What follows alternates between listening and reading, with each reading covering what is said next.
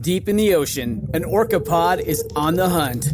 But these aren't your average orcas. These guys are organized. Marketing team, did you get those social media posts scheduled for the SEAL migration? Aye, Captain. We even have an automated notification for all pod managers when they go live. They use Monday.com to keep their teamwork sharp, their communication clear, and their goals in sight. Monday.com. For whatever you run, even orcas. Go to Monday.com to dive deeper.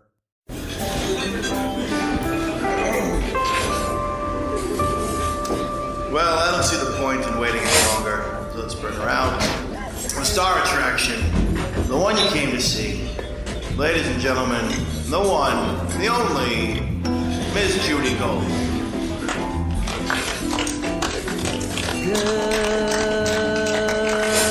Good morning, afternoon, or evening, whenever you're listening to this. Ugh, I hate myself.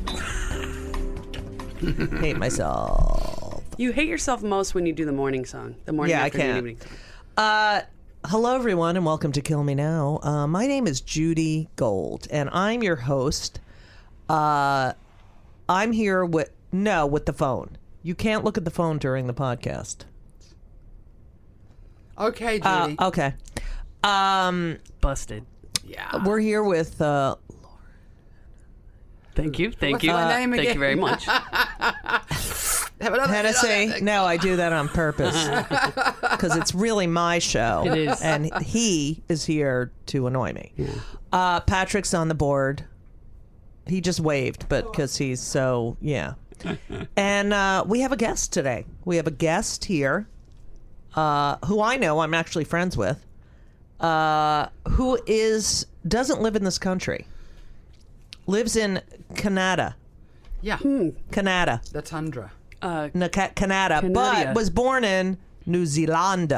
New Zealand. Mm-hmm. Ladies and gentlemen, please welcome Deb Filler! Woo!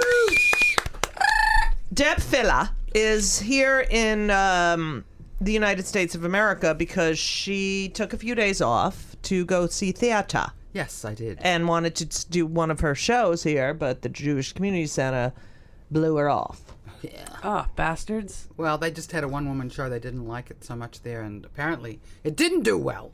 What show? Apparently, I heard it was called In My Bubby's Kitchen. That it didn't do so well. So I don't know. That was just a friend who did not like it. Oh, they have PTSD. Maybe. No, they do that. They used to do that with comedy clubs. Like, oh, we had a woman here last year and she didn't do well, so we're not hiring women. That's the way it used to be. Do solo. And actually, the funny thing is, I did the show there in 2009 or something, and we sold out. Did what show? Another show at the JCC. Yeah, we sold right out. I sell out when I come to New York because I have so many wonderful friends and audiences here. Hell yeah! And I also do a character called Vippy Feldman. Right. Yes. Who's in all my shows, and people relate to her in this part of the world. I've heard this all fucking weekend. I want to kill myself. Go I did ahead. it once, Judy. Okay. No, you did Vippy for a while. Did I? Yes, as we were walking to the Mexican place. Oh, okay. Yeah.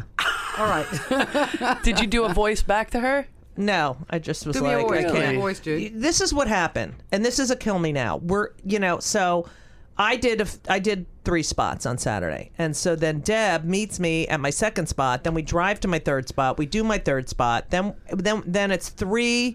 Well, it's me and Deb are the Jews, and then her friends Nora and Bill. Zora and Bill. The chicks and the Who goy? aren't? No, they're both not Jewish, but they're Jewish because they've lived in New York and they're liberal, and right. So the 4 of us are deciding on a fucking restaurant now. No, I decided on the restaurant. You confirmed it. You booked it. And we were 5 minutes late. No, to the table. that is not what happened. That is a fucking Canada fucking response to what happened. So we're like, oh, what do you want to eat? What do you want to eat? What do you want to eat? What do you want to eat? What do you want to eat? And then we decided on Mexican, right? It was going to be Indian or Mexican, but honestly, I would have been on the loo with the Indian. So sounds kind of dirty. Yeah. So we decide this Il Contenta. It's on Norfolk Street. La Contenta. Oh, Cantina, La Cantina? No, content, like happy. I think it's Il Contenta. Il. On the Okay. Lower I'm gonna East look. Side. All right, wait. Okay, my version of the story is I sent you 20 restaurants to choose from. I said, which one do you want? Do you want to eat Mexican or Indian? Because Bill said he wanted serious ethnic food. So Judy said, Mexican. So I said, okay, try this, and it was going to be closed in an hour. Okay, we're going to go to La Contenta. Judy calls, gets a table. We park. It takes forever to park on the Lower East Side. Okay, you'll do your version, then I'll do mine. Go ahead. And then we get down there, and then Judy has a meltdown because we're 5 minutes late. No. And she's having an erotic Jewish moment. It's La Contenta. Okay. It's See, I'm always on right. Norfolk Street. It is Terrific. one of the best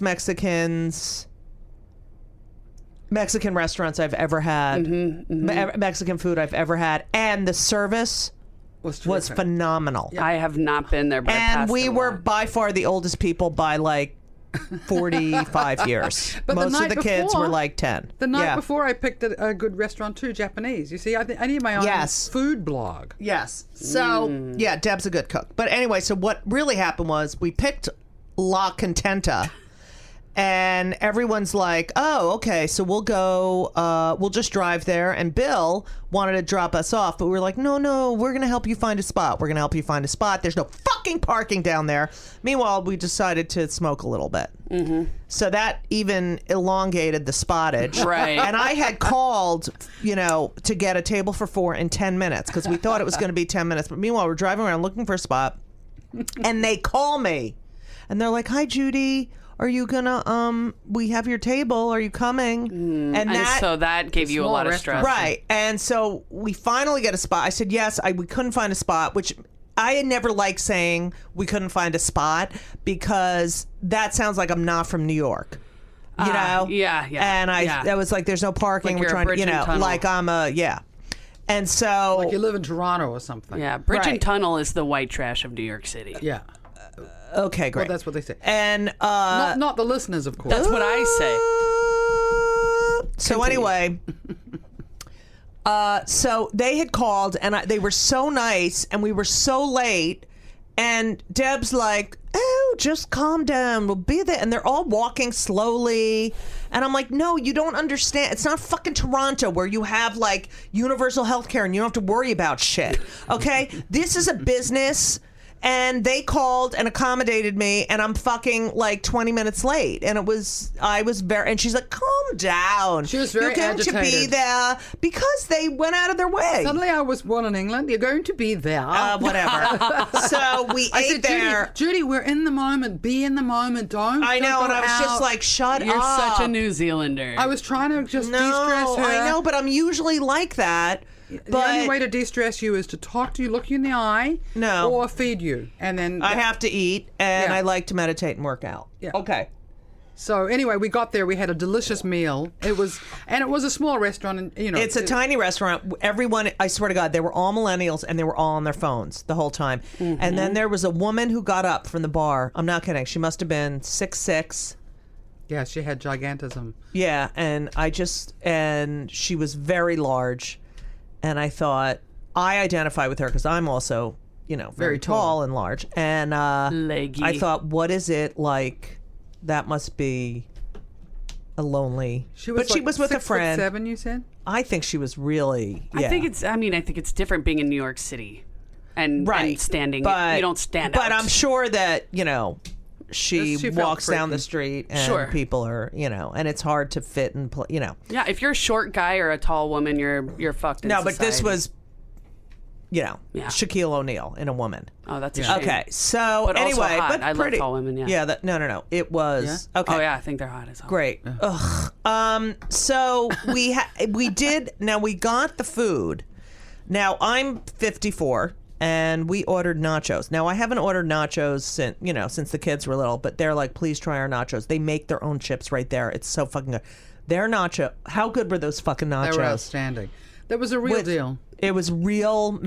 Do they make the guacamole in front of you? No, and that's just a bullshit thing that Yeah, people that do. chain restaurants do. That's Yeah, true. and they made the guacamole was delicious. It's hard to find. You know what? They served it in a bowl with With the chips on all stuck top, all inside. stuck in the thing. Yeah. That pepper.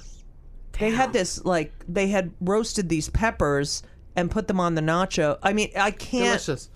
They were like chipotle peppers. Yeah. And then we had, Judy, you had some chicken thing. And I had a chicken mole. I like the mole, bitches! Yeah. I moles. had- You are a mole. Come on. Have you down. made mole chicken? I feel like that's something you would make. I had, may I say what I had? I had the poblano. Please. Poblano. I had the Poblano. Chili Chili relleno. Relleno. But you know how you Chili can get that and it's sort of chili relleno or whatever. No, it was a full pepper. It was so It was good. stuffed with squash and rice. It Oh, it was so good. Delicious. That is my favorite dish, and most of the times you'll get it from a restaurant, and it'll just be drenched in cheddar cheese. This what you have No, to no, go no, if no, you no. like I that will. I will. This is I could go with. No, I don't know. I can spend time with you for that long. Okay, I'll put it. I'll put it on our calendar. I'll just tell you we have a Okay. show, and me either. Okay. So, ladies and gentlemen, our guest Good today segue. is Deb Filler. Deb Filler was born in New Zealand. Her Would you give it the American pronunciation? Deb Filler. and R Deb on is Deb Filler. DB Filler. okay. Deb Filler's from New Zealand. Okay. And Deb Filler is a performer, writer, teacher, and the child of a Holocaust survivor. And pretty much, I mean, I talk about the Holocaust. This is our Jew whistle, so anytime anything Jewish is brought up. Okay. So I feel like I should just leave this in my fucking mouth today. Deb Filler, you can be literally, I mean, I'm bad, but you could be, in the middle of the Only when I'm ocean. high. What? Only when I'm high. No. I think it comes up In the middle of. Deb, will you speak into the mic a little Oh bit? my I'm sorry. God, I can't fucking get a sentence out! I just want to hear her. Thank you, honey. I want to hear you too. Oh, go on. So you could be, let's say you are at, here, I'm just going to give you a scenario. You're at a concert and someone says, okay, you're going to go backstage and you're going to meet, concert's over, you're going to meet Barbra Streisand. Oh my God. Amazing. Oh, And like Darlene Love. I can't wait. She could be And, Jewish. huh? Maybe she's Jewish. You could give it a little. Could be a stage name. Yeah. And Tina Turner. Oh my God, her arms. And Ella Fitzgerald. Oh my God, I thought she was dead. This is amazing. And Sharon Jones, who's now no longer with us. See what I mean? Okay, go on. Sharon Jones, unbelievable. Okay. Who else are you gonna meet? You're gonna meet Joni Mitchell. She never lies. Who else? Who else? Oh God, can we include dead people? Yeah. Okay, I so think we definitely have. Amy. Oh, Amy Winehouse. Amy Winehouse. Yeah. Throw. She. Amy Winehouse. We tried to make her go to Rihanna. Come on, you want to Lady Gaga. Yeah. Nah. And you're waiting backstage. Bonnie Raitt. Bonnie Raitt. Melissa Etheridge. I know Melissa. All right, and we're all... Julia Murney. Julia okay, Murney. shut up! Okay, Julia Murney. Can Julia Murney be No, there? she can't. I don't even All know right. who she is. Why would I want to meet her if I don't know her? Okay, great. She's the most famous person in the world. No, she's not. Anyway, oh my God, I can't. This is a fucking fuck. I'm getting killed. I'm fucking pissed now. All right, and we're waiting backstage. They're serving champagne. They're hors d'oeuvres, and we're waiting to meet them. Private meeting. Nachos with peppers. And Deb will bring up the Holocaust. Deb, there will be something, and she will bring up 6 million or some, some concentration camp. Love it. Or, That guy looks like Goebbels. Yeah. Judy It'll just has be. spoken about you before on the Right. show. That cat has a mustache just like Hitler. Okay. So basically, that's what we're dealing with today. Welcome to Play It, a new podcast network featuring radio and TV personalities talking business, sports, tech, entertainment, and more. Play it at play.it. Now, tell us how your family got to New Zealand, Deb. Yeah, okay. My mother's family escaped Germany in 1938 because my grandma was smart and the only place they could get into was New Zealand. So she schlepped everybody across the world. From? Germany. Yeah. So my mother kind of saw the rise of Hitler and, it was Like, scary. how did they leave? You mean literally? Did they took a train to London and they took a boat? Did they take all their shit? How my did they grandmother plan? we have all of my grandmother's furniture. Oh, and that's all good. of her silver, stuff. Yes, we got the wine glasses and the family. My grandmother's brother who left. I think they left 6 months later. They lost most of their stuff. It depended. So on the you had timing. movers and stuff. Yes, they had movers. Yeah, it was my grandmother's dowry, and they got it out, and we still have that stuff. I have her asparagus holder, her asparagus spoon, the one with all the silver. Oh, yeah. Yeah. Next time you come to Toronto, I make you asparagus with my grandmother's spoons and serves it. And they arrived in New Zealand, so I grew up in Auckland. And she then managed to sponsor a ton of people in the family out. So I grew up with Fritz and Wilhelmina and Hilda and Auntie Friedel, Tante Friedel. I grew up with all these German Jews in Auckland, which was a strange juxtaposition. In New Zealand. In New Zealand. Oh, yeah. Now, were you the only Jews there? Well, no, there was my mother, my father, my sister. No, I mean, was it a large Jewish population there? Tiny. There were a few Jews already before the war who'd come from sort of British, Right. immigration. There had been some Sephardic Jews who'd come the previous century from, I think, India, or I don't know where they came from, and some Russian Jews who came at the beginning of the century, but there weren't many, and so there was a little bit of an influx pre-war. And then after the war, like everywhere else, there were some survivors and South Africans. And So, Israelis why and did they go to New Zealand instead of the United States? That's the only place they could get in, is what that was the issue. Because we had Roosevelt. Right. Well, I think and in Canada we had Right. none is too many. You Right. know, that was the policy. Right. Is New None Zealand closer also? No. No, it's further New Zealand's away. the most far away place you could go. Okay. So they got in Oh because my God! Look, Really? I'm from Hawaii, and we have a Oh. lot of New Zealanders there. A lot of Yeah. crossover with the Maori and Hawaiian. What is cultures that and brown everything. shit all over your hand? Oh, it's I was doing some chemical testing. It's a dye. It just What kind of stained. chemical testing? I'm testing the THC and CBD content of the marijuana that I'm making medicine for my wife. Making sure wonderful. it's the strength that it needs to be in order to do its What are you, job. a chemist now? Always been a chemist. Sounds like it. Great. Okay, so So let's get back. So, and my grandfather from Germany also had a sister who had immigrated to New Zealand. Lucky for us, because I wouldn't be here otherwise. And because of that one relative, my grandmother got a permit for her family, and then she got permits for her immediate family. Then she got permits for the bigger family. So that's how we all survived. And my father was living in Poland before the war, and they weren't, I guess, as educated as the German Jews, who half of whom escaped, the German Jews from Germany before the war, but Polish Jews not so lucky. So yeah, the Poles killed more Jews than anyone. Yeah. More Jews died in Poland. well, the Germans did it. But Yeah, I know. amount. You know what yeah, I mean. Yeah, I mean, that's a tricky subject because Yes. now the Poles are trying to redeem themselves Right. and say, we didn't have anything to do with that. Actually, there was an awful lot of, there's bad people in every group. Right. And Polish people got big brownie points for turning people in, and they did it in spades. But they also saved people, and that has to be acknowledged. Okay, so So my father survived. survived 4 camps. He survived Plaszow, which was the camp in Schindler's List. Right. And then he survived the Krakow ghetto. And then he went to Auschwitz. And then he was on the Death March. And he was in Buchenwald briefly. And then he was liberated in Theresienstadt. I thought, Theresienstadt. Yeah, he was liberated on the 8th of May, May So, 1945. and how did he survive? He would say to you that he was lucky, that he had his brother, with him. So I think that helped. You had somebody to live for. My father was a very strong, agile man. He was a baker before, and his family were bakers. So he was very fit. And I think he had charisma. Mm-hmm. And he had a sense of humor. That's what he always said, that a sense of humor helped him to survive. What was his brother like? Wait, I need to just do a... Yeah. Yeah, Because otherwise it would just be going on and on. Right. Okay, go ahead. Yeah, we just need 5 minutes of Jew talk. Yeah.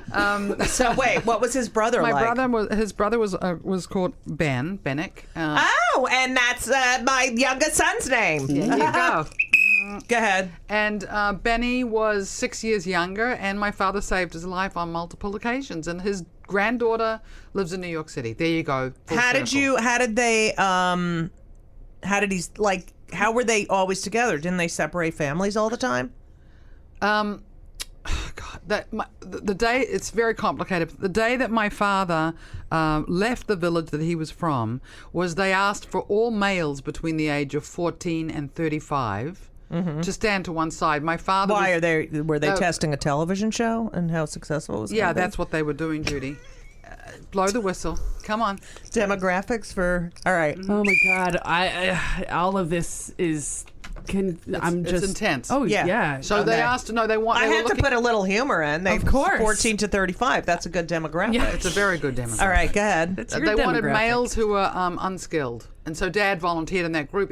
But he was skilled. Well, he wasn't because How old the war was he? interrupted his education, so he actually didn't have a career. He helped his father. How old was he? He was. We don't know because his birth certificate showed up after he died, saying a different date to what he told us. But I would say he was approximately 22 at the time. And his brother was 16. And his brother was 12 or so, something like that. You said 6 years. Yeah, I know, but the numbers are... Okay, yes. whatever. Dad always said his brother was 12 when that happened, but so maybe his brother was 14, but I doubt he was 16. Okay, whatever.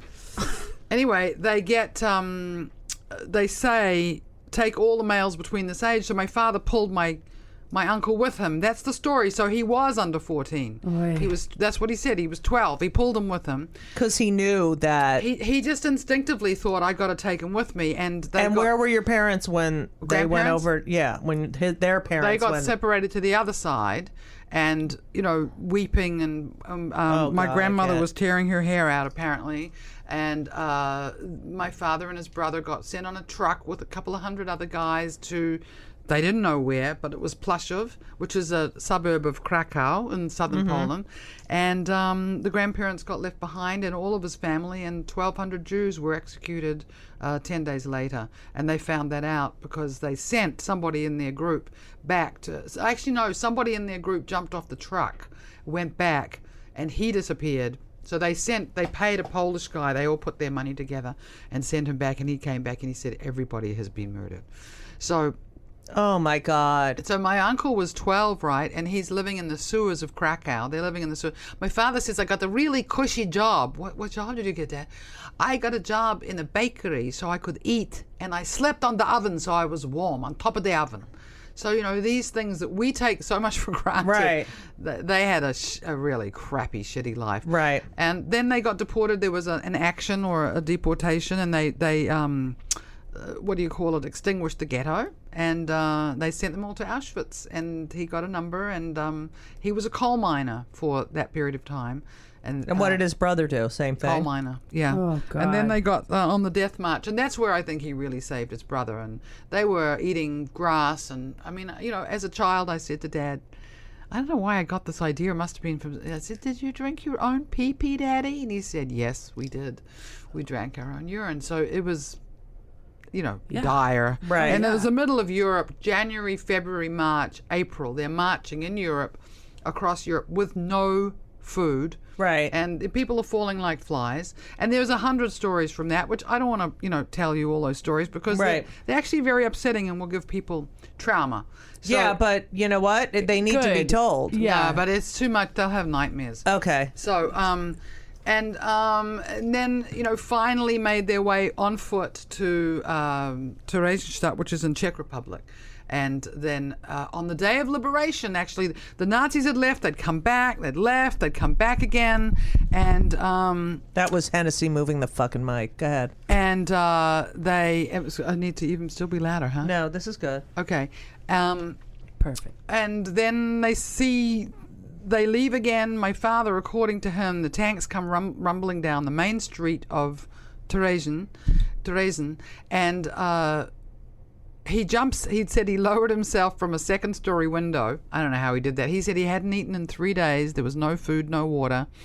And they see the tanks. And I was like, oh, my goodness, what tanks were they? Were they Russian? Were they German? Were they French? Whatever. They were Russian tanks. Oh, they were. Okay. And Dad starts speaking to the Russian colonel who's standing on the tank. Right. And he says in Russian, please help us. We're starving. We haven't eaten. And the guy who's liberating him says to him in Yiddish, which is a Jewish language. Yes, we all know that. Why are you breaking your tongue on Russian? Red Mamelush and speak your mother tongue. So he was liberated by a Jew. Oh, wow. Yeah. So then the Dad said, please give us something to eat. And the guy said, we don't have any food. And he said, well, you've got soldiers. Have them make bread for everybody. We're starving. Right. And the Russian said, I don't have the men to spare to cook for you. We have to liberate this country. Right. We can't stop. Right. And my father said, well, you have German POWs. It's like when you're driving with your parents. You're like, I'm starving. And they say, you're on a long trip. We're not stopping. It's the same thing. Very, very similar. Very similar, Judy. right? Another injection of humor. Yes. Thank trying you. to leitmotif. Go ahead. So yeah. Dad sees these German POWs marching along with their hands behind their heads, and Dad says, "Look, you've got German POWs. Have them fucking bake me bread." Yeah, exactly. You motherfuckers. Give me 2 men, and we will bake bread for everybody. There's flour, there's water. We can bake bread. And the Russian said to my father, "You would bake bread with the guards who did this to you." He was 70 pounds. Right. And my father said, "Listen, I'm hungry. You're hungry. They're hungry." So they baked the bread. And then what happened to the guards? The guards had left. The German guards had all gone. The Germans the prisoners of war. The prisoners of war. My father baked bread with them, and they were just only too happy to eat and too happy for the war to be over. Oh my God! I mean, they're not SS. They were just Right. they were foot soldiers, I suppose. Right. Right. But they were the guards who were guarding them. The SS. They fled. They changed their clothes, and they're living right now in Astoria, In Florida. Queens. Yeah.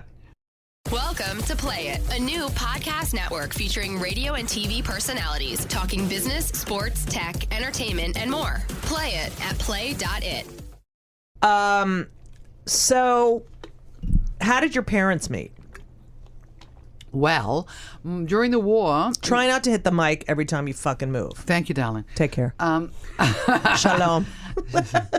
Avenu shalom alechem. Avenu shalom alechem. Avenu shalom alechem. Avenu shalom shalom shalom alechem. Hey. Nice. My mother. Oh wait, we probably can't use that on the podcast because it's copyrighted. They are like, you sing one fucking bar of anything. Oh, so that's public domain. Yeah, I know. I was just kidding. It's play.shit. Go. So my mother during the war, a lot of American servicemen came because they were in the Pacific Theater, and my aunt married an American, and she came here, and our family, all my mother's cousins came to America, married Americans, but Mum was too young, and so the story has it that she went to Australia to shop for a Jewish husband, right? Because you know it's like you go off. Well, you Americans don't have it because you have such great shopping, but Canadians come to America to shop, right? And New Zealanders go to Australia to shop, okay. Right? She went again with the fucking. That was me. All right, go ahead. Okay, thank you. So she met my father, who was very interested in her right away. And who did she meet him through? Her best friend, who was dating my father's brother. So it was kind of a little neat story. family. A little family. That's cool. So then my mother said, we were going to, So my parents are in New the Zealand. brother survived. The younger Uncle brother. Ben survived. Yeah. Right. But he died fairly young, unfortunately. He did? Yeah, he died. From what? He had I think he had rheumatic fever as a child. So right. He had he dropped dead when he was almost 60, like the day before, driving the car in Sydney. It was really tragic, actually. Yeah. Because he was a good guy. Anyway, did he have kids? he had 4 kids. Very important that 3 kids. Very important that that Holocaust survivors have children. Yes. Do you know something? Those 3 children, now, when we sit around the family table in Sydney, with the family, the extended family, there's nearly 30 of us. Oh, that's amazing. And it's very profound. I always sit there and I look and I think, Uncle Ben, I hope you're watching from heaven. Right. Because Now, you've made an incredible family. was your uncle's number one number away from your father's? Yes, it was. Oh my God. That was such a good question. 108 077. And then what was he? 078. Wow. Actually, in Auschwitz, my father saved my uncle because Mengele was choosing them. Yes. And and he felt my father's arm. Dad was very strong. Right. And if he's strong enough to be a slave laborer, he would go to the left. Right. And he said to the left, and Dad pulled my uncle with him, who would not have made it, probably. Right. So there were many occasions where he saved. He was his older brother. He helped him. Wow. Mm-hmm. Was he what? Were they so close? It's funny that you asked that. No. Really? I would have guessed that. What? Why? Really? Why would you guess it? I just feel like when, family or 2 friends or what have you, go through a trauma like that together, or you hear stories of people in Vietnam seeing their buddies get blown. If they get out together, they stop talking. There becomes a big void in between them that isn't necessarily, based on anything that they did, but it's just too much. Yeah. It's like, what are we going to talk about? It could be that. Exactly. Right. And I think we lived in New Zealand and they lived in Australia. I think it was very painful for my uncle not to have my father nearby. And my father was kind of like, very disconnected in some ways and got on with it. He didn't have anybody to speak Yiddish or Polish to, but he set up a bakery in Auckland and he was a very, very respected baker. He made the best challah. Blow the whistle. Oh, wait a minute. Go ahead. And you bake a challah on stage in one of your shows. Mm-hmm. Fill her up. So get it, filler? Yeah, I love it. Yeah, I get it, filler. Well, I will tell you that I do a lot of research for my guests, and sometimes Hennessy decides that he'll send me. Okay, in all fairness, this happened last night. I found out that you were going to do the show today. I was already like... Okay, shut up. And so, check it. I didn't get the correct info. It's okay. You did. I gave him your email. He sends me this morning. I couldn't find it. I'm doing it. Yes, miss. I'm doing it. Sends me doing it. I said you don't really have to do research because I know a lot better. Anyway, sends me info on a diver named Deb Filler. No way. From Toronto. A fucking diver. Fuller. Yeah. And Fuller spells, instead of Filler. Do you spell your name Deborah? Well, I'm Deb Filler. No, in the business, but it's Deborah. Yeah. But I noticed that because my mom's name is Deborah and she spells it that way, but she goes by Deb also. So did this diver, spelled it Deborah. It's a common mistake. They say Fuller. I can't stand it. It aggravates me, but it's okay. No, it's fine. I get called Julie Gold all the fucking time. Mm-hmm. Well, with voice, voice. What's that noise? Your fucking phone? My podiatrist. Sorry. Why do you have a podiatrist? You're 31. I have a weird. My ankle bone is weird. It looks like 2 ankle bones. I have that. Been that way for really? Yeah. Jesus, I might as well just. No, I have other things. I have, but I've just got this nail removed from one. Whatever. I don't want to talk about my fucking. No, please don't talk about. Okay, your nail so on your foot. Yeah, totally thought you were a different guest. Shut up. I'm glad it's you. Yeah, great. So, your father opens a bakery. Your mother is very literate, like poetry and no, not so much poetry. Crossword puzzles. Yeah, same with my mother. Yeah, crossword. Her name is Ruth, and so is your mom's my name, mother. Ruth. Right. Yeah, your late beloved mother. And what's her middle name? Your mother's middle. Celine. Oh, Seline. You want to know what mine is? What? Sybil. Oh. Well, that's interesting. And which is appropriate for many. What? What year was your mother born? 1922. Oh, she says yeah. Okay, Mum's 29. And But my mother is a very, she was the one who spotted that I had talent when I was a kid. And she pushed that. And my first big show, And your sister, not talented. Well, not musically talented. Not musically. No, I mean, in the family, we had different strengths. Right. So, your mother says, what's your father's name? Saul. Saul, that's right. His name was Shia. Right. Isaiah. But I knew Saul, but I forgot. Yeah. So, he Saul, hated it. He hated being called Saul. One day when I was 13, he said to me and my sister Esther, he said, "Darlings, I want to ask you a question. What do you think if I change my name?" And we were watching television and we said, "What do you mean, Dad?" He said, "Well, I'm thinking of changing my name. I never liked Saul because that's what the name they gave him in Australia, and he hated it. His name was, in Yiddish, was Shia, which means Isaiah, Yeshaya. And he said, I don't like it. I want to be called Cyril." I said, "Dad, nobody, Cyril, that's the most stupid name I ever heard, Cyril." And he goes, okay, what about Sasha? Oh, I love the name Sasha. But nobody in New Zealand was called Sasha, right? So then he says, "What about Phil?" We were like, "Phil Filler? Oh, Dad, that was so ridiculous." Phil Filler. And he had one more up his sleeve. He said, "Okay, what about Oscar?" Oh, I love the name Oscar. And we were like, "No, Dad, Oscar you're Filler. you're Solly Filler."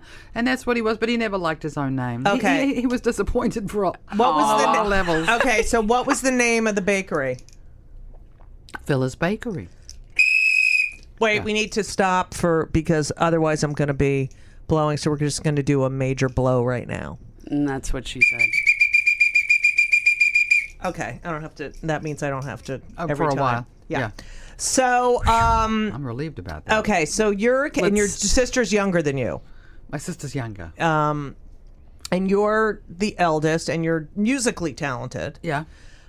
Did you have piano and? Yeah, I learned how to play the guitar when I was 9, so I've got a very good ear, so I can pretty much play whatever I hear. Right, I'm and lucky also about that. and you're a very good mimic. Wow. Thank you.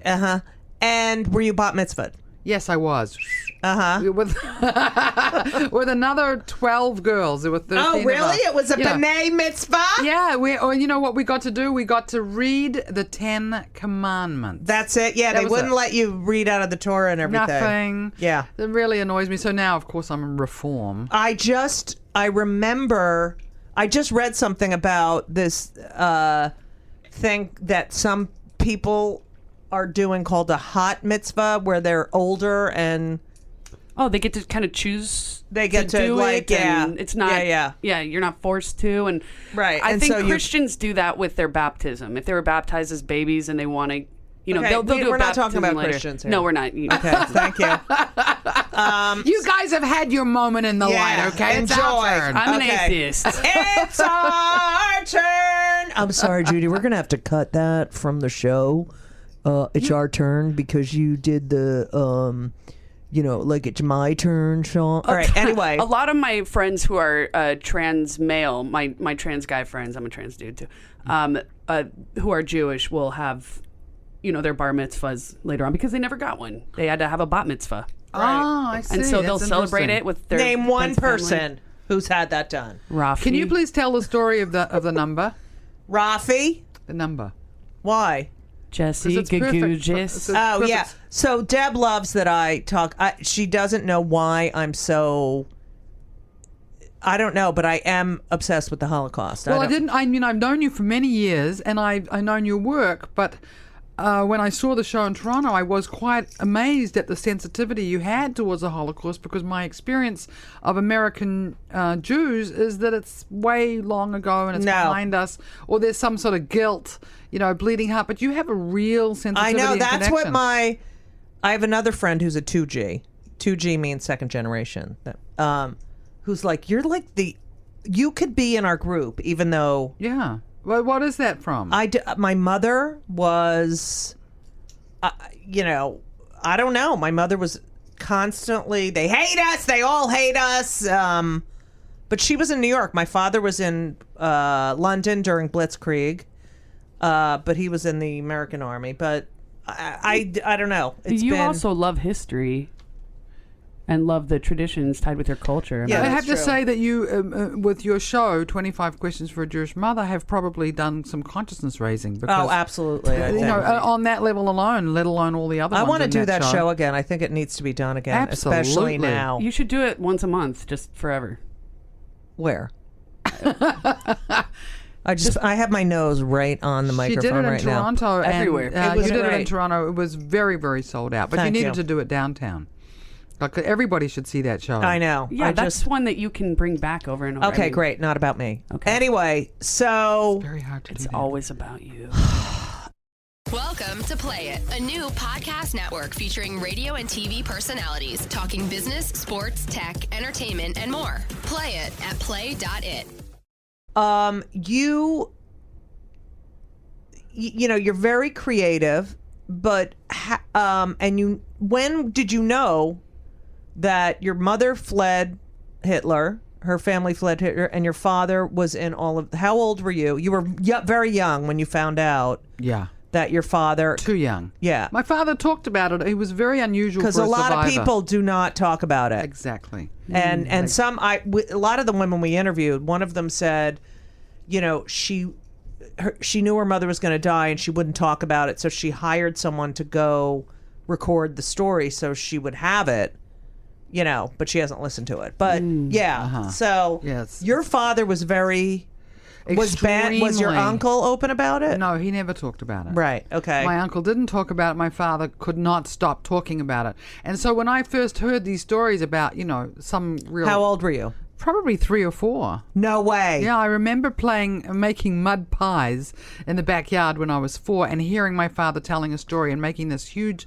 I remember smacking the mud with the spade and, you know, going straight in and saying, Daddy, you know, what happened to your parents and where are they and where's your house? And then it became Like, were you like, question of mine. why don't we have grandparents or Yeah, cousins well, I had- aunts and uncles? Well, my mother had her family, so we had Right. grandparents. But you know, there was a I think it was a Renoir print on the wall right above the piano, and I would be playing the piano, and I just fantasized that this couple in the Renoir print were my grandparents. Right. And because the man had a beard and a hat and everything. Right. And I said, well, you know, are those your parents, Daddy? And he'd go, no.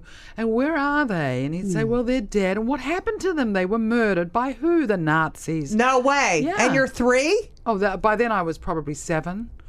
You know, so the Nazis killed them, and you know, we would go to bed at night, and this is where my sister became a hypochondriac, I'm sure, because he would say, good night, darlings. My mother would be at a Hadassah meeting or something. Right. My Good mother night. was so into Hadassah. Go ahead. So was mine. Yes. And B'nai B'rith. Yeah. Mum was president for 35 years in New Zealand. Oh, Yeah. mine was president of the Sisterhood and president of Hadassah. Sisterhood. Ruth Yeah. and Ruth. But Well- you know, for my 40th, she bought me a lifetime membership to Hadassah. Oh, that's very nice. Yes, I told her to. Go. Oh, that's wonderful. We should do a double act for the Hadassah, you and I. That That'd would be be great. fun. Yeah. Okay, so all right, what so was I she'd talking go to about? sleep. Your sister would go to your hypochondriacal sister. We'd be in bed together, and Dad would have a cold or something. You're and sleeping in the same bed with your sister. No, in the same room. Okay. We'd be in the room together. We'd be in beds opposite Right. each other in the room. And he would say, "Oh, I've got a cold and I don't feel very well," or something. I remember this conversation, and I said, "Well, why don't you not go to work tomorrow, Daddy? Why don't you go to the sick bag?" That's what we had in school. Go to the sick room Right. and tell the nurse. I Right. was too young to know any better. Right. And he said, "Darling, you can't do that in the bakery. You got to go to work." You know, I said, "Why didn't you go to the sick bay in the camps if you weren't feeling well?" And he said, "If you went to the sanatorium and the camps, you never came back." What do you mean you never came back? This is right before you go to bed? Right before you go to sleep. Oh my God. So no wonder she's got issues with her health. You know, it's really Why? She's a hypochondriac. well. How She bad? had a lot of illness as a child, and so I'm sure that she made that leap between Like illness. what kind of illness? You know, tonsillitis and adenoids and she had Oh, please. sinus. She was Yeah, always well, in the that's hospital Chewy. getting her sinus drained. Yeah. And I used to feel sorry for her. She was this little girl left in the hospital all by herself. Right. With tubes up her nose. Right. Anyway, but my dad. So those were your bedtime stories. Well, yeah, rats. I remember him saying Okay, there I were lots can't. of rats in the barracks. So I got a thing about rats. I hate rats. Yeah, Maybe rats are that's really... one of the reasons your dad and his brother couldn't really connect, because his brother didn't want to talk about it. The And psychology. He did all the time. 31 years old. I think you're probably right. Oh my God! What? Yeah. You left out of the loop. You just fed the ego. Yeah. What's wrong with that? I need a little of it. Every Okay. once in a while. Anyway, so very good, Hennessy. All right. So so I read somewhere that you started doing these characters to sort of fill your father's life with a family. Mm-hmm. You know, like That's true. you wanted to make him. Yeah. I have a very large repertoire of characters that I've always done since I was about 9 years old, for my grandmother's 70th birthday. And You performed at your grandmother's 70th? yes, when I was 9, and I played her, and she was a bit of a tyrant, and it brought the house Right. down, and I went, oh my gosh, I have This is something. it. Yeah, Yeah. there's something Did your here. mother say Making anything? Everybody laugh. Oh, my mother was interviewing me as a customs officer, and I was playing my grandmother. Oh my God, that's smuggling hilarious. food into New Zealand, which you had to do at the time. Right. And so it sort of carried on, and then for his 60th birthday, I did we had a surprise birthday party for him, and I played all the relatives that were there, and some of the ones who were missing. And then I was in a master comedy class here in New York when I lived here, years ago, and I did a little bit from that show, and everybody said, you've got something here. So it developed into the trip that I took with my father in 1990. We're getting to that. It was called. It was a trip where we went basically to his hometown, but via Auschwitz and Theresienstadt. Right. And I came back to New York and thought, I've got to do a show about this. I've got to do a comedy. How the hell am I going to do it? And it ended up being Punch Me in the Stomach, which was a Right. 36 character show, and we did it at La Mama and then to New York Theatre La Workshop. Mama? La Mama. La Mama. La Mama. It's now called La Mama, but La Mama. so And then New York Theatre all right. Workshop. So you grow up. Did you have any other friends who were 2Gs? I did not. So you were Actually, we did. We had one family, yes. okay. Because I have a friend who said that. But the parents weren't in the camps. Right. And there's a hierarchy amongst the survivors. So even though my friend's mother was a, what do you call them, in the underground, she was she was in the resistance. Right. Boy, did she have a tough go of it. Right. And her father was too in the resistance. But, that wasn't in the camps. Right. So my father would say, yes, they did a lot, but they weren't in the camps. So in the weren't. camps was the highest. And depend on which camp, and it depended on Right. whereabouts in the That's camp you were. so unbelievable. Yeah, like I once had I said to my father, there's some friends of mine, I want you to meet their father. He was in Auschwitz. I was so excited for them to sort of connect and see what they wanted to say to each other. Right. They sat and they talked, and yes, for an hour and a half, they were just intensely locked into conversation. Wow. And afterwards, we were walking down the path, and I said, well, Dad, I introduced you to somebody. Did you have a nice conversation? He was in Auschwitz. He said, hey, he was in Auschwitz. He wasn't even in Auschwitz. He was a loifer. He was a messenger. He was a messenger. He had it easy in Auschwitz. Me, I had it hard. How come your I've That's seen fair. pictures of your father, very handsome, but his number was on his forearm and Yes. not on the. A Usually, lot of them are on the forearm. Oh, okay. I guess it I had depended my on mother had a friend where it was on the forearm, but a lot of people it's on the inside. A lot of the Hungarian women that came in Yeah. later. I did it again. Women that came in later got it on the inside. Right. And probably the only camp that did it was Auschwitz. Now, what do you think about tattoos? I'm not a big tattoo person for obvious reasons. Right. I don't think that. I mean, listen, it's everybody's individual choice. Right. But when I've seen young Jewish people tattooing their Grandparents' numbers. grandparents' numbers, I find that very macabre. I don't like that particularly. But that's sort of saying, "Fuck you." This is, we've survived. You didn't fucking win. That's kind of and a keeping cool- it in the. But the way that I see it is that's the number that they were given. They were tattooed on their butt, but completely not by choice. Right. They were branded as cattle. They were treated like Right. dogs, less than slave labor, dogs, and then starved to death. Why would you want to? Because it's a To say daily that- reminder. It's a But daily it's all- reminder of something that people forget and push People to the don't- side all I mean- too often. Yeah, but you don't deserve to tattoo that number on your arm because you didn't go through that. But there is a sense of and guilt. you've got that reminder inside you. You can never. Maybe get if away there from was the story. another symbol saying instead of the number, I love saying, saying, I am here. Yeah. My parents went to Auschwitz, and all I got was this lousy number. I mean, Right. it's also people. It's a conversation opener. People don't talk about the Holocaust nearly as much. That's a great conversation. Yes, they Hey, she got a number on your arm. What's that about? Why not? God, let's start a conversation. Never forget. Okay. You might be going on VP. Yes, ma'am. So that's voice probation. All right. So you're doing all these characters. You go to college. Yeah. Study drama. Yes, I studied teaching, but yes, I did drama specialty. Right. And then you start doing these shows. And you go to, now it was just you and your father that went to Well, I was in a group called Debbie and the Dum Dums, and we did we actually did satire. Right. And we did parody, quite a lot of parody. And that really got the taste for me to work professionally. Right. So I was headed for London, actually. I came to New York, and I ended up at the HB studio in the East Village. Yes, that's where I went. West Village, Yes. Herbert Berghoff. Yeah, and Uta Hagen. It's actually the Hagen Berghoff studio. Yeah. And that was an extremely galvanizing time for me. And I looked around and I thought, God, all these women with blonde hair and blue eyes, and there wasn't a chance for me to get any legit theatrical gig.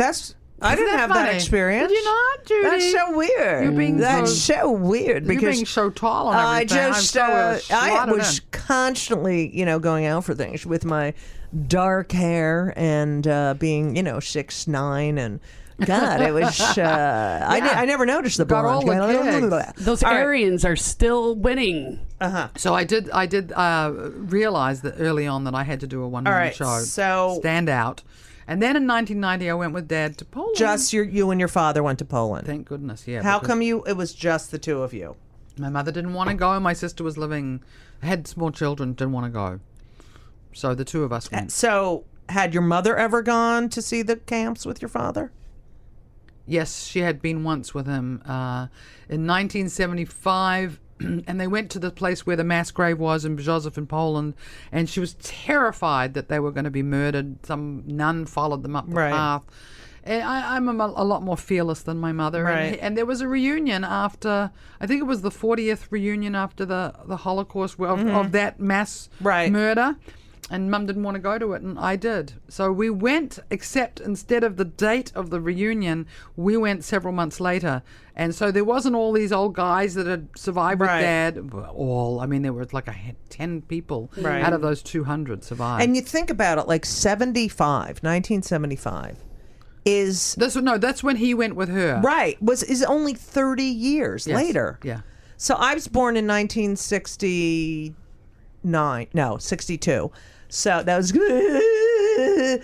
And it was like 20 years. I mean, and I when as a kid thought it was so long ago, and it wasn't. No, I was born 9 years after it. Right. So that's... You're way older than me, and you're way older than me. Okay, so... I admit it. So... What am I going to do? Kill myself? So you go to these... you go to your father's where your father is a prisoner in a concentration. You go with him. Yeah. You somehow tell us about that. Ooh, well, I wrote a show about it, and and Punch Me in the Stomach. Yes, and you can get it on Vimeo. I think you can see because my partner made it into a film. Your partner, who is Francine Zuckerman, who is a director. Yes, in made Toronto. it into a film. So you can Google "Punch Me in the Stomach." She's Vimeo. not your wife? No. Why? Well, let's talk about that later. So, oh God, I hope she's not listening. Wait, you're not married? Yeah, I thought you're married. No, we have a ring I know, exchange. we do did too, but an official ring exchange. You're betrothed. My betrothed, my darling. is it you or her? Me. It's your internal homophobia. I wouldn't say it's I'm an old hippie. I don't want to marry. I've got the will done. We've got the whole life support thing sorted out. Whatever. I don't know if I need another party. I don't know. We'll All see. right. Okay, go ahead. So, all right. So you go to where's the first place you go? we left New York and we flew to Prague. Okay. And the first thing we did was go to shul that night, and there was an 11th century synagogue, and we couldn't find the door. It was Motzei Shabbat. It was the end of Shabbat. And there was a service, and I found the little hidden door. We knock on the door. Yeah. And this old man comes to the door with no fingers, just 2 thumbs. Wow. Obviously a survivor. Was he a movie critic? 2 thumbs up? 2 thumbs up. That was me inserting humor in the Holocaust. Yeah. So he comes with just thumbs. He comes and opens the door for us, and I go and I stand behind the mechitza, the wall between the women and the men, which was the synagogue they used in Yentl. That's where they shot it. Really? Yeah. Tell me why. Oh, I can't sing that because we're on play dot shit, and then okay. Anyway, and I look and I'm Okay. looking through the slots in this medieval wall slats. And there's like 10 men, just enough to make a minyan, just to make a quorum of men. And there's 2 women. And I started to cry. I thought to myself, this community was so vibrant. Right. And not he that long fucking ago. killed. And now they're all dead. And here's a guy with no fingers. And he was such an incredible nervous wreck, that old guy. And I remember thinking to myself, this is really crazy. Well, it's a good thing he wasn't a lesbian. Go ahead. Oh, my God. So No such fingers. a bad joke. I know. I'm just trying some levity here, but I find this that fascinating. one I think was over the OTT. It was. Yeah, You could be a lesbian from behind. Okay, go ahead. Stop it. Okay, we're talking about the Holocaust. Go I ahead. don't know what kind of podcast this is. Oh God, go ahead. What is this? I'm not sending it to my mother. So we went the next day to Theresienstadt, where he was liberated. We went on a tour. And So he this is kinda- after the synagogue. Yeah, the next Okay. morning. And he kind of had a meltdown in the middle of it all. Wait, did you? And by this point, Well, we're no. in a group in a tour bus touring the camp that my father was liberated from. It was he the absolute- only survivor of the Yes. camp on the bus? Yeah, absolutely. Did he tell everyone? And there were Germans. Well, of course he did, yes. I mean, was He the said, tour "Can we guide see-" like- The tour guide was Jewish. Can we see the barracks? The name of the barracks. I don't know the barracks. I don't want to. We went through and he kept I'm sure he looking- knew way more than the tour guide. No, I don't think he did, because he was only there for a few days. I mean, Okay. and it all had changed, and his memory Right. changed. But there was a moat outside Theresienstadt, and that's he said people were lying in here dying of they had typhoid. Right. And he went in and he said we were never in here, and then he told me this incredible story about when he was liberated, and he tried to tell the tour guide. Actually, I'm getting my stories mixed up, but there was a tour guide in Auschwitz that we hooked on the back of, and he's trying to tell the story there, and he says, there was so many millions of people killed here. And she said, actually, the numbers have been exaggerated. There's not that many people were killed This is here. not a Jew. This is not a Jew. Right. No, this is a Nazi. Yeah. So there were things like that happened. But then we went and we went to the crematoria. When did he fall apart? Well, he wouldn't go into the crematoria, and he started running around the grounds. And she said there's 800,000 bodies buried under this land we're walking on. There were 149 graves. And that was the very, very first couple of weeks for Jews, or months from the Jews that come from Germany. They said, you're going to a sanitarium. It's a health farm. Just pack up your stuff, take all your money, take everything. And, of course, as soon as they got there, they Everything took their was money. taken, yeah. And they starved them to death is exactly what they did. But there were no gas chambers. There was just a crematorium. So they would burn them once they died and bury them in this area. So Dad suddenly gets in his head that he's going to go and find the grave of a family friend who died in Theresienstadt. So he goes running off, and I go running after him, and we're sort of swirling around, and he's going, it's not here, I'm looking for then. And I just suddenly stopped and said, Dad, let's just do the tour. And he couldn't go in the crematorium. And later on, a therapist that I was speaking to about it said maybe he just could not go in the crematorium with his daughter. And that was one thing that happened Right. there. Then afterwards we went, when we went Did he back. cry? No, not at all. Not at Never? all. Nope. And then he started telling the tour bus driver, who had a microphone, he kept coming up and saying, no, that's not over here. And so she gave him the microphone, and he sat in the front of the bus, and he did this crazy Which one was this? In Theresienstadt. This was in Theresienstadt. Okay. And then we go back to town, and Wait, he's like, okay, now we've got to go to the Children's Museum and to the synagogue and da-da-da-da. And I just said, Dad, I've just been in a camp. I just have to decompress for a minute. Can we just go and have a nice hot bowl of soup and just sit? He said, well, we haven't got long in Prague. I mean, if you want to, we can do that. But you're wasting time. I said, no, Dad, I just have to just stop for a minute. So we go into this restaurant and the wall had just come down. The Cold War was just over.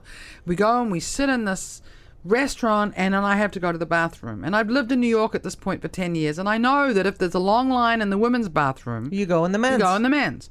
So I go in the men's and there's a woman guard, like a custodian type of person sitting in the men's. She gets up and she starts screaming at me in Czech.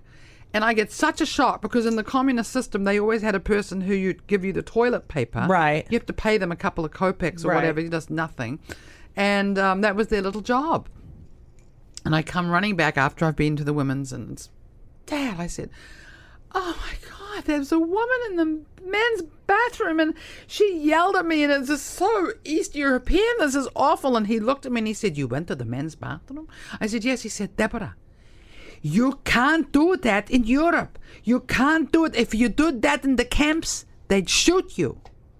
And I looked at him and I said, but we're not in the camps. And he said, oh, that's true. But that was the first moment that I actually said to him, but we're not in the camps. We're actually not there. And he sort of went, oh, it's true. But everything was related back to the camps. Right. So when you were on tour and the woman said, well, actually, there weren't that many people. Mm-hmm. And then I made it into a bit when I came back to New York. But what camp was that? Auschwitz? That was in Birkenau, Auschwitz. Okay. And so she says this. Shock. What was the tour mostly Jews? Okay, what happened when we got to Birkenau was we met two people who had been on the tour in Theresienstadt. Right. Two New Yorkers. Right. And they said, we've got a guide, a private guide, come with us. So there were the two New Yorkers, my father, myself, and this guide. By the way, when we got into Auschwitz, there was a camera crew and they were the cameraman was fiddling with his camera and the sound guy, and Dad went right up to them, rolled his sleeve up and said, I was here. He wanted to be interviewed by them. They were completely disinterested in him. So we go through all of this awful place where you see all this hair and this luggage and these prosthetics and prostheses, false limbs and eyeglasses and, it's so heavy. And then we followed this couple. And when we were looking through that first part of Auschwitz, which was a tour guide, there was a mock-up of the crematoria in Birkenau, which had all been blown up by the Germans. A plaster of Paris kind of mock-up. A miniature, what do you call it? A model. A model, yeah. And I looked at her and I went into shock kind of, and I just said to her, can you believe that this happened, happened here? It's so hard to accept and to take it in. She turned to me and she said, well, not that many people died, as they say. And I said, what? She said, well, Professor Zbigniew-Łudnowski from the University of Krakow has uncovered some evidence that says they said that many Jews died here, but they really say that probably only 100,000 Jews died here. And I completely lost words because it's, that's the core of abuse, isn't it? That's the core of racism. Oh, yeah. Is denying. Yeah. Totally that. And that gaslighting. Is not, so did your father hear this? No, Dad didn't hear it. So what did you say to her? I told him later. I didn't say anything. That's what I'm saying. And did you continue on the tour? Just in kind of shock. What? And all she wanted to do was look at her watch and when was she going to go and when she was going to get paid. We went to Birkenau and Dad said, yes, this is the barracks I was in. This is where Mengele, this is where he separated us. And she was like, okay, well, we go down here now. And, she was not interested in it. But they should hire people. Well, they did. This was in 1990, right? Right. So the Poles at that point had a history under communism of denying the Holocaust. I mean, they didn't talk about it. Yeah. What happened to the Polish people was very extreme, and a lot of them were murdered, and a lot of them died too. They were more interested in that story, their own history. There were no Jews left in Poland anyway, practically. And the ones who were left didn't even talk about it. But it became okay to talk about it after communism. Wow. Well, may I ask, was this tour guide the same one that gave your dad the microphone after a while? No, this was a separate tour guide. Okay. The one in Theresienstadt who gave her the microphone was Jewish. Oh, The one in Poland was not. I see. And Smart. So then they left, and we carried on, the two of us, which was much better. And I was actually recently with my first cousin, Gary, who's Ben, my father's brother's eldest son, who wanted to go when I was filming a documentary in Poland. And we went and we sort of piggybacked on another tour of some young people in, on a tour from, I think they were from Copenhagen, Denmark. There was a young Asian woman, and we were standing by these pools outside the ruins of the crematoria that they blew up. And the tour guide said, look down, and there are these pools of water that I'd been at with Dad. And there's all this white kind of sandy looking stuff on the edge. And he said, those are bone fragments. Ay, fuck. No way. They are. You can see them today if you go there to Auschwitz. You see the bone fragments in these little pools. And we were so shocked. And this young woman started to cry, a complete stranger. And I put my arm around her and I said, I'm so sorry. You know, this is very upsetting. And we walked to the next place. We kind of followed the tour for, I don't know, a few minutes. And then she was standing there. I said to her, where are you from? She said, I'm from China.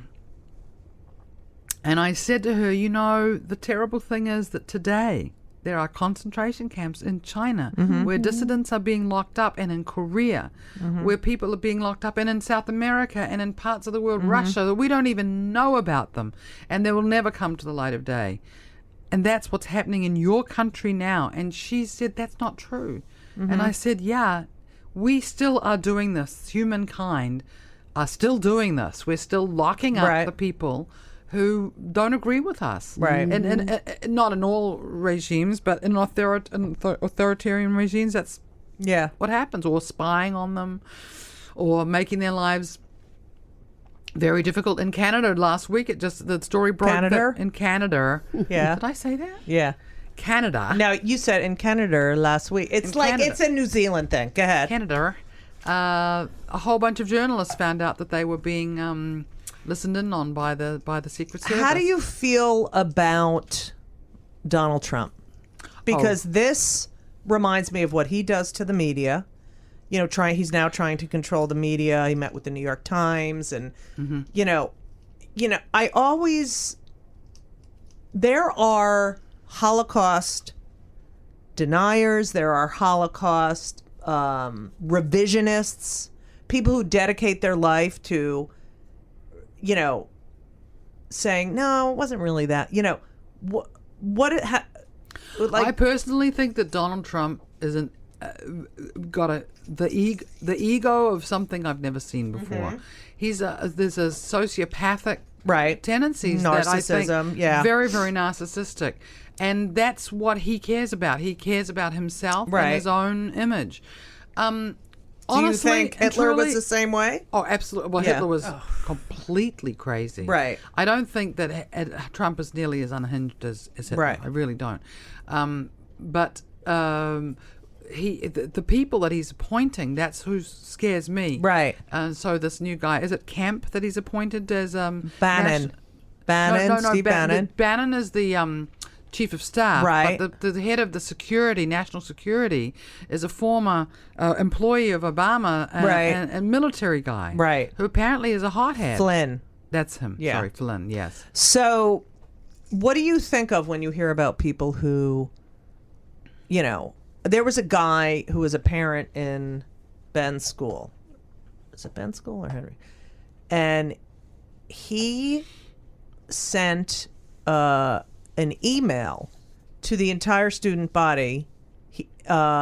He's a Holocaust revisionist, won't leave me the fuck alone, lives on the Upper West Side, and I completely ignore him. But he sent an email by mistake to the whole PTA instead of his fucking Holocaust revisionist group about some, you know, bullshit. And we all got this, and it was like, oh my God, this guy's a Holocaust and lives in the fucking, on the Upper West Side, in the Jewiest, you know, and dedicates his life to this bullshit. What do you think of that? There was a documentary about a guy who was a child of survivors who was a Holocaust revisionist. What is that? That's got to be some sort of denial. Yeah, it's mental illness. I mean, you cannot How do you deny the Holocaust? Actually, I meant to tell you a story. When I was in Theresienstadt, there were some Germans on the bus at this tour. And they were so uncomfortable when we saw that crematorium. Oh, yeah. Germans are the worst with this. They got very, very nervous, and they said, but this is terrible. This is awful. And they said to him, to this old tour guide we had, who was a very old man, how can you work in this place? It must be so hard for you. And you know what he said? He said, working here, he said, I was one of the Czech people who helped liberate this place. And a lot of my friends died here, and I was also interned here at a certain point. What upsets, he said, so it's my sunset duty to do this. Right. What's my service? What upsets me is the number of Germans who come here and say, when did you build this building? Oh, my God. Why did you build it? It's a 50s construction. Everyone can see the architecture is post-war. No fucking way. Mm-hmm. And it's and he amazing. said that upset him, and I thought, Evil. I wish my father didn't have to hear this. Evil. But So there are people who are always going to deny that what is the truth. Right now, as we're sitting here talking, or you're listening to this, there are people who are in terrible, terrible circumstances in North Korea and in China and in concentration camps in Russia who are look doing, at Syria.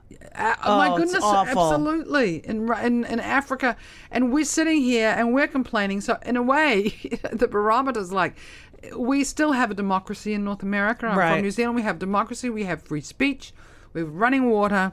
We have light. We have money. We have, some of us, have enough to eat. Did your father ever lucky. say to you, like, when you were like, my back hurts, your back hurts, or Yeah.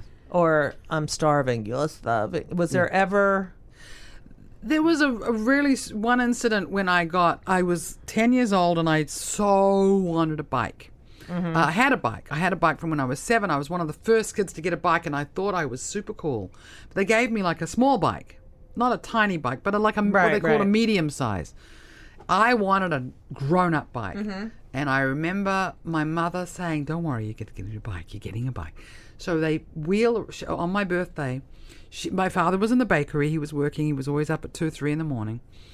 But my mother wheels this bike around, and I'm busting a gut to see this bike. She had my old bike painted a new color, and she's giving me back my old bike. And my face dropped, and I Right. said, but I wanted a full-size bike, Mum. And she turned on me and said, what? You ungrateful, naughty girl, do you know what? Your father never had a bike. None of us ever had a bike. You have a bike, and that was really, really upsetting to me because I didn't mean it. Of course. Right, of course, and that's what. That had nothing to do with you. Yeah. Right. So it was this thing of that was more like I remember getting it in the neck from her that day. I think my father intimated that we had things that he didn't have. Right.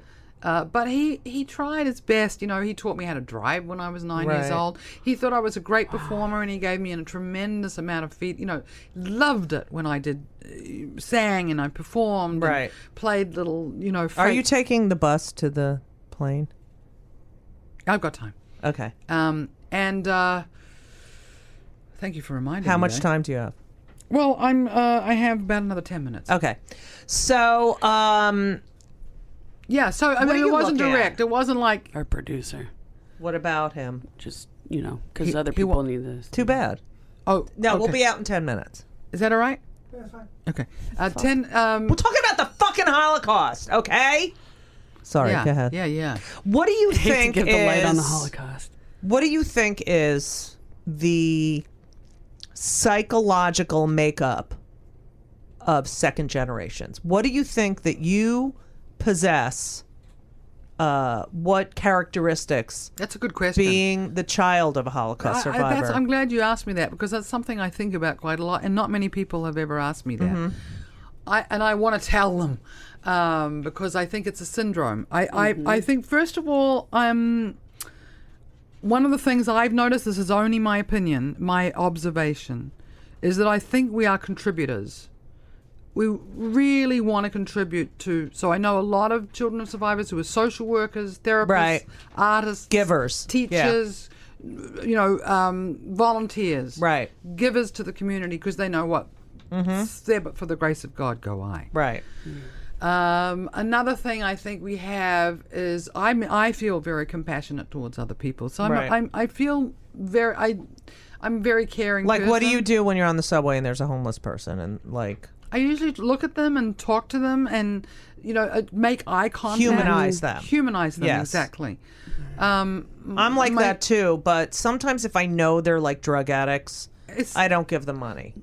Giving them money is like for their crack. I'm not always sure. Yeah, what were you going to say? I'm sorry. A homeless dude the other day begged me to let him suck my dick.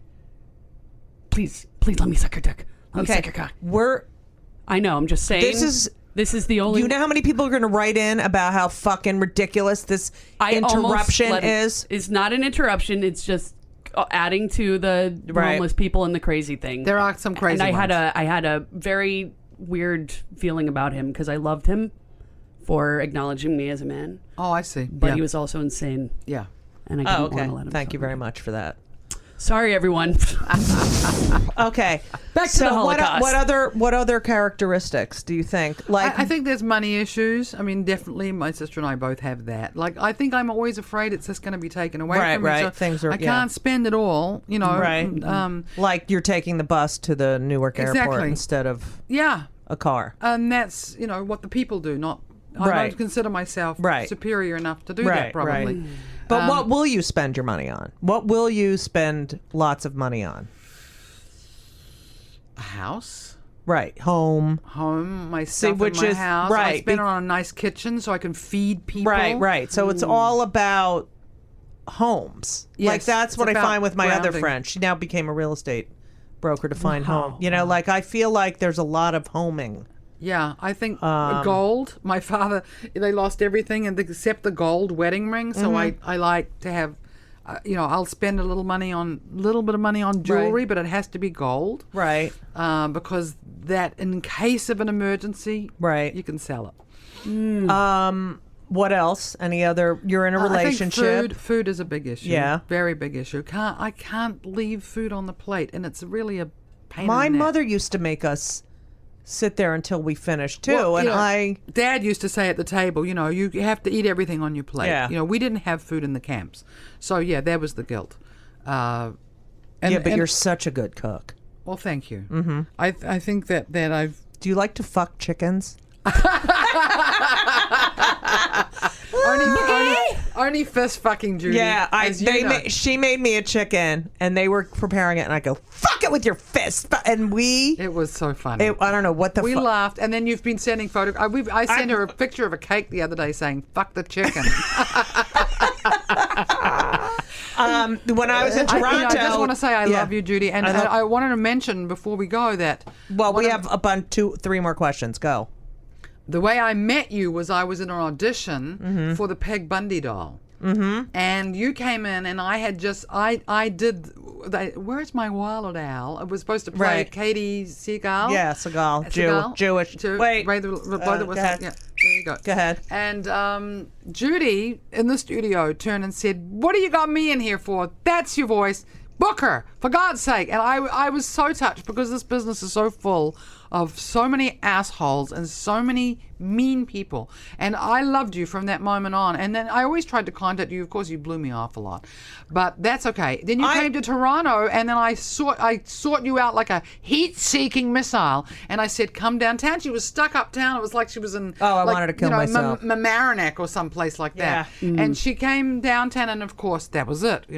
We smoked some weed. I cooked several dinners. I made you a turkey meatloaf.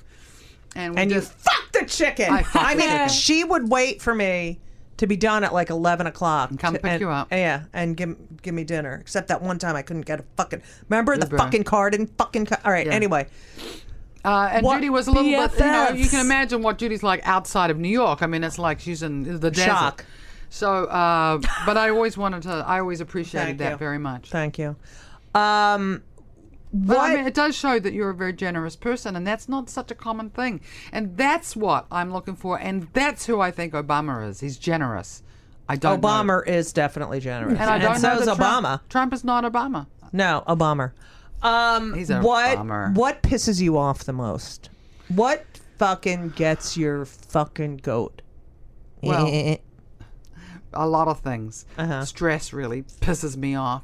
How about a sense of entitlement from people who don't deserve it? I mean, people who do one-person shows that don't know what they're doing, and they say that they're the expert one-person show people, but they're good marketers. Right. I can't I've stand seen people a lot of that. Yeah, yes. they're really good marketers, but they actually don't have the skills to actually perform. Right. Mm-hmm. And I think to myself, God, I've paid my dues. I've done this for so many years, and I'm good at it. Right. And here's somebody who's getting more, people. It's just because unfair. of marketing. Well, Right. I don't care about not being competitive, but I guess I'm annoyed about that sense of entitlement. Me too. And what else annoys me? When people are dirty. I don't like dirty. I don't like dirt. Ooh, sorry about that. Yeah, I don't like. Oh, yeah, no. Dirty. What does that mean? Because your hand? No. No, she's a dirty person. I was just making a joke. Sorry, he's a dirty. Oh, that's funny. Sorry. Go ahead. Oh, good. I'm pretty. You know what? My father survived the camps because he was clean and he would take a shower after he was in the coal mines.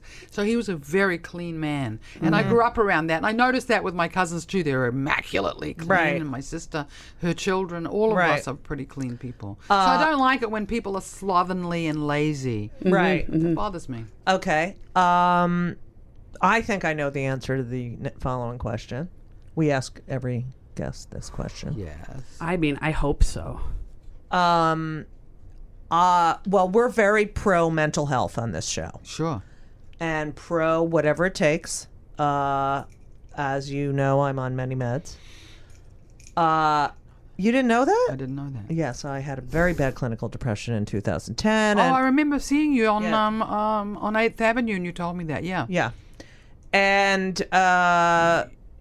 so we ask all, because there's no stigma, That's right. we ask all our guests if they're on any antidepressants. Absolutely none. Really? Not a one. Never have in my life. What? Not one. Fuck! Yeah. Sorry. I'm fucking mental. But I mean, I self-medicate with weed. Right. Would you call that medication? Sure. Yeah, sure. Okay. But I've never taken a pill in my life. I don't like pills. I just don't. I don't believe. I mean, chemically. You can't say you don't believe in them. Well, I don't believe in them. Sorry, for me. Right. For me. But you don't judge we're people. lucky we don't have mental illness in our family. Right. To that extent, we don't have depression. Right. I think everybody has depression to a little extent. Right. Like after I do a run of a show, I go into a funk after. Right, but that's like- But that's yeah. normal, Compared to the Holocaust, everything's a Yeah, breeze. right. Exactly. You're Right. not allowed to be depressed. But I mean, I do think it's a chemical issue, Yeah. and if I had it, I would have to take medication. And Sure. I think that everybody who does have it, it's helpful. I've had Right. a lot of students with stand-up comedy students. Boy, they've got some serious issues. Have had over the years. The thing is, I think. I feel very fortunate. I was loved all my life. Right. And that, I think, was the key to having mental health for me, because I always felt wanted, very wanted, that they wanted me here, and I was welcomed. Well, I guess that's my fucking problem. Well, how's that for a setup? Where can people find you, Deb Filler? Well, I have a website, fillerup.ca. Because that's Canada. You can find me on YouTube, Yeah. Deb Filler. Just Google Yeah. Deb Filler. I'm going to do a web series, so look out for that. Yes. And there also is me on Facebook, Deb Filler Entertainer. Mm-hmm. And Entertainer. Uh-huh. You could find me there, and I tweet, the usual sources. And I'm going to be doing a show in Toronto the last week of May, which I hope you're going to come to. Only if you cook, but you don't cook when you're doing shows. Of course I Who do. helped you with your fucking lines for that other show? You were great. See? That was for 40-minute monologue, but I Yeah. had to do the whole thing in a Yeah. Northern England accent. Yeah. It was very hard. Yeah, Judy's Yeah. good to run lines with. She's fantastic. You were great. Uh-huh. You actually also helped me with my nieces. Yes. That night. Yeah, she was having, her nieces were being hypochondriacal. And I was like, let it go. Let it. You can't feed into it. Aw, the caretaker and the hypochondriac. Yeah. Deb, I can't thank you enough. I hope you have a lovely trip back to Toronto. Thank you so much Toronto. for making this all about the Holocaust, Judy. Is that bad? Well, no, but I mean, there are other things. I do other things. Right. Well, this is part one. The web series is going to be about food and cooking. Yes. And filling up. And Filler Up is about filling up on love. I and want filling up you on to come humor. back. When you come back, this is part 1. You will be back. Okay. We're going to talk about turducken. Turducken. That's a chicken stuffed inside a duck stuffed inside a turkey. I've heard of turducken. Yeah, and you have to tell the story of the turducken. Okay. Yeah. I will. Okay. The projectile vomiting story. Yes. Oh my God. Your listeners cannot Spoiler wait alert. for that part 2. Well, Deb, thank you so much. You will be back. This is part 1. Listeners, don't start bugging us about when part 2 is, because Deb lives in and Toronto. if you know of a space for me to perform in New York, I would love to do a show. You can here. do it right in here in the podcast room. Okay. Thank you very much, Deb. Thanks, you have darling. been all listening to Kill Me Now, and as we always say, so long! And everything was wonderful. I'll see you soon. Thank you for the visit. So long.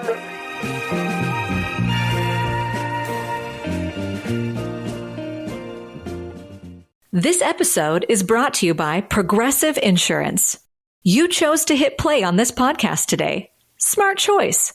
Make another smart choice with Auto Quote Explorer to compare rates from multiple car insurance companies all at once.